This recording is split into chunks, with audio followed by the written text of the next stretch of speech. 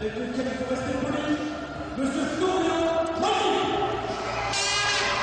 le Benjamin de l'équipe de France, 21 ans seulement. Tout jeune, une petite claque pour le mettre dans l'ambiance. C'est une tradition de l'équipe de France. Hein. Tout à fait. La petite baffe qui réveille et qui motive. Et Florian Malgui, membre de l'équipe de France, championne du monde par équipe. Il est passé, absolument. Il y a eu impact. C'est bien dommage, on va le voir en plus au ralenti. À moins qu'il ait mis sa main au dernier moment. Enfin, ça dépend de l'axe où on est placé. L'arbitre considère qu'il n'y a pas eu impact et donc ne valide pas le point. Garçon explosif, dont la jeunesse le conduit à ne faire aucun complexe devant personne. C'est ça. Et qui retrouve face à lui, on n'a pas encore parlé de son adversaire, mais c'est aussi un garçon au CV impressionnant. David Benetello, l'Italien, champion du monde en 94. Vice-champion du monde en 2000, il avait été battu dans la catégorie Open par Christophe Pina. Et qui, malgré ses 33 ans, est toujours présent, toujours performant au plus haut niveau. Voilà, comme ça. Allez, presse comme tout à l'heure. Un garçon qui paraît un petit peu lourd, mais qui est d'une redoutable efficacité, très rapide et aussi un coup d'œil assez phénoménal. Il adore aussi pratiquer les techniques de jambes. Benetello, comme d'ailleurs à l'instar. Uramawashi. Tentative d'Uramawashi, on va dire. Ouais, c'est un duel en altitude là, ça, on joue des jambes énormément. Là aussi, hein, il y avait eu un petit impact. Hein. Ouf, non, ça se joue au millimètre. Bien vu l'arbitre. Magnifique, on voit de belles techniques. Et aussitôt derrière le Mawashi. En contre. À 0-0 pour l'instant, mais c'est un beau 0-0, on va dire. On va prendre un vocabulaire de footballeur. Surtout que Florian a un vieux routier des tatamis devant lui et qu'il était junior encore l'année dernière au championnat du monde à Marseille.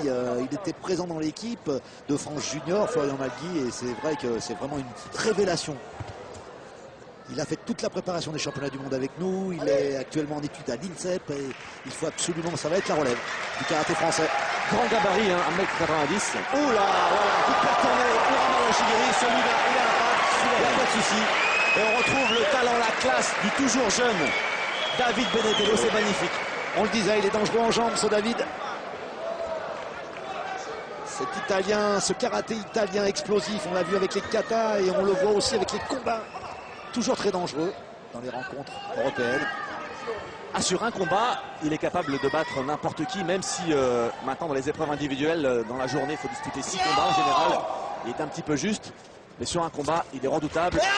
Il ne craint personne, il est capable de battre n'importe qui. On peut dire que si on veut simplifier, prendre des raccourcis, que c'est un petit peu le Henri Lecomte du karaté. C'est ça, bonjour. N'importe qui peut y passer face à lui. Il mène 3-0 face à Florian Malgui, qui fait un beau combat.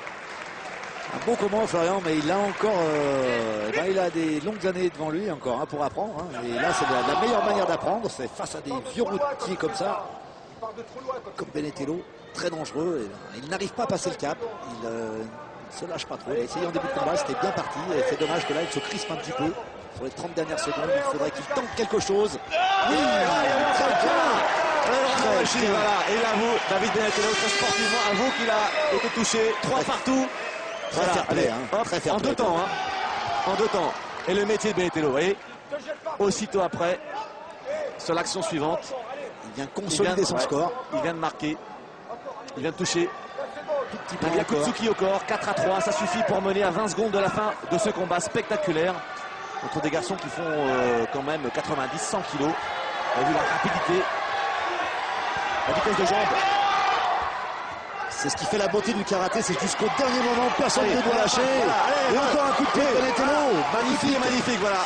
Oh là là. Sur Florian qui a tenté de prendre un risque, il s'est déséquilibré, on le voit, le pied qui passe, qui touche. Ah oui, il a tenté quelque chose d'extraordinaire, le Français, il n'avait plus rien à perdre à 3 secondes de la fin du combat. Il n'y a pas eu d'impact, ça ne suffit pas. Il est sorti du tapis, il prend une petite pénalité. L'Italien, mais voilà, l'Italien qui remporte brillamment, avec panache, ce combat, 7 points à 3. La sportivité de Florian Malgui, en tout cas, le Français peut sortir la tête haute de ce combat. Il a montré qu'il était un redoutable combattant, un grand guerrier, qu'il avait le sens du spectacle. Et on va revoir au ralenti les actions très spectaculaires. Quelle tentative de Florian en coup de pied. Des deux côtés. Hein. Voilà, le Uramawashi est un peu court finalement. On voit l'esquive, il n'était pas bon là, sur celui-là. alors qu'il a été compté. Mais tout dépend de l'axe dans lequel l'arbitre est placé. Ouais, Tentative de coup de pied retourné par Florian qui n'est arrivé que sur l'épaule, hélas. Il y a un très beau combat, l'ancienne génération et la jeune génération. C'est très agréable à voir aussi, même si c'est des adversaires. Ah oui, là, de ce côté-là, on voit qu'il y a on a l'impression qu'il y a un impact. Donc tout dépend de la manière dont sont placés les juges. Duel donc à haut niveau, duel en altitude.